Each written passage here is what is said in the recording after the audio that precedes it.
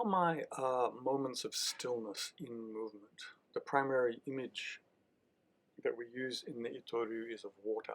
Water never stays still. But there are certain places in, for example, a straight cut, where it pools, shall we say. One is at the top, which is Jodan no Kamae. One is at the bottom, which is Gedan no Kamae. Jodan and Gedan mean respectively high and low in Japanese. And one is halfway back up, which is Seigan no Kamae, sometimes called Chudan no Kamae in other schools. Those places are a natural pause, shall we say, and each of them has strengths and weaknesses, and Seigan is our main defensive Kamae. Offensively, you can do what I'm doing here, which is a forward thrust or a forward cut, and those two techniques especially will keep distance. People cannot get too close to you because it's quite simple to lift your arms into a thrust with the sword coming forward. And that, generally speaking, is the distance that anybody can approach you. And then again with your cut, that's the maximum distance anybody can approach you. So you should know that distance by standing in Seigan and thrusting forward. Standing in Seigan and cutting forward. Generally speaking, with forward movements, there is a step, but it's not a big step. It's not a great big lunge. And the threat of this forward attack keeps distance correct inside practice. People often try to close the distance closer than that, knowing that you are the defender and they are the attacker, for example. Your position is defensive. And so remember that if people get too close, you can simply forward ski or forward cut as well. Given that, that distancing kind of makes sense of a lot of the kata. People sometimes think you can get closer than actually you can, because if you do, you'll run into a stab. In training, Sensei spent some time once, a couple of years ago, maybe 10 years ago, I guess, where he brought little loops of rope, and he would throw them, and we would have to try and ski through the rope, right?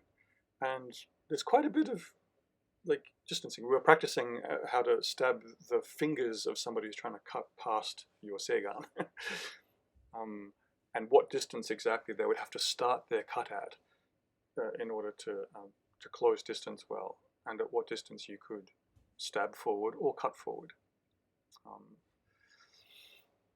The main practice we do from Seigan is suburi, really, right? And suburi is interesting. Often we use it, or people use it generally, as a conditioning exercise. And although you can use it as a conditioning exercise, and I personally do, I sometimes use it as a high-intensity interval training exercise where you train at maximum speed for 1 minute, and then more slowly for 5 minutes, and then maximum speed for 1 minute, and so on. And it's quite easy to adapt to that kind of cardio workout practice, but only after you've really sunk yourself into the movements. The main objective of suburi practice, practicing by yourself, so you're not practicing cutting or tactics of engagement, is to involve your entire body and your entire joint system in the movement. And so so doing it slowly is valuable. And the questions that you should be asking yourself is, were my ankles involved in that? Generally speaking, stepping forward into the cut and bringing your body into a straight line. So the forward foot places down and your weight kind of sinks forward and your joints and soft tissue kind of ring at the maximum at the end of the cut, right?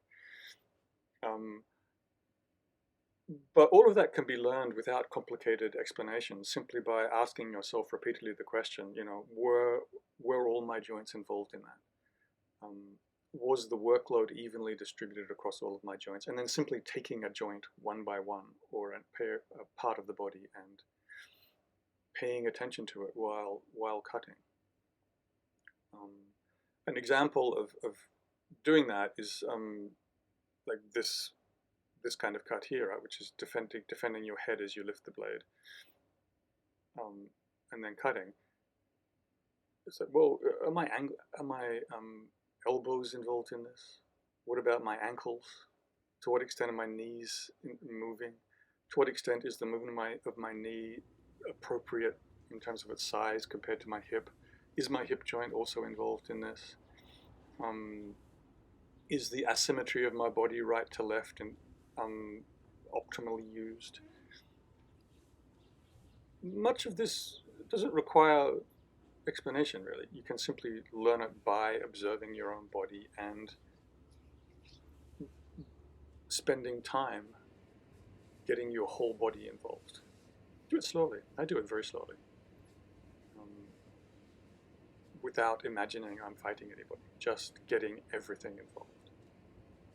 And I have personally spent months just on, the hip joint and the difference between the right and left side of the hip joint, and the relaxation in the shoulders, and the wringing of the elbows. Just in using the arms, making sure the wrists, the elbow, and the shoulder complex are all moving equally, that you're not overusing the shoulder or underusing the wrist, for example, that they're moving in their appropriate range. And their appropriate range is one you will know because it's comfortable and not excessive. The other way to know if you're overusing anything is do some conditioning exercise, like just do a lot of cuts, and then stop and then see which part of your body hurts. And that's how I learned I was overusing my shoulders.